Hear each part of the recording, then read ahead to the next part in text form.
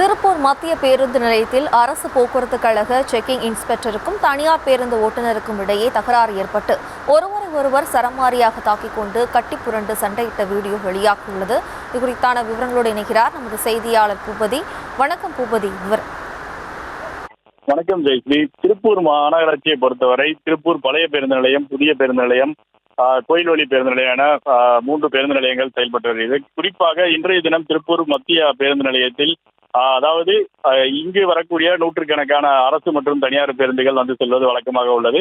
இந்த சூழ்நிலையில் இன்று காலை தனியார் பேருந்தானது திருப்பூர் மத்திய பேருந்து நிலையத்தில் குறிப்பிட்ட நேரத்தை விட கூடுதலாக நின்றதாக கூறப்படுகிறது. இந்த நிலையில் அரசு பேருந்து செக்கிங் இன்ஸ்பெக்டர் அந்த பேருந்தை விரைவாக புறப்பட சொல்லி அறிவுறுத்தியதாகவும், இந்த நிலையில் அந்த இடத்தில் அந்த தனியார் பேருந்து ஓட்டுநருக்கும் அரசு போக்குவரத்து கழக செக்கிங் இன்ஸ்பெக்டருக்கும் இடையே ஏற்பட்ட வாய் தகராறு ஒரு கட்டத்தில் பெரிய கைகலப்பாக மாறி ஒருவரையொருவர் அடித்துக் கொண்டு அந்த பேருந்து நிலையத்தில் கட்டியுருண்ட சம்பவம் திருப்பூர் மத்திய பேருந்து நிலையத்தில் பெரும் பரபரப்பை ஏற்படுத்தியது. இச்சம்பவம் தொடர்பாக திருப்பூர் அரசு போக்குவரத்து கழக செக்கிங் இன்ஸ்பெக்டர் மருத்துவமனையில் அனுமதிக்கப்பட்டுள்ளார்.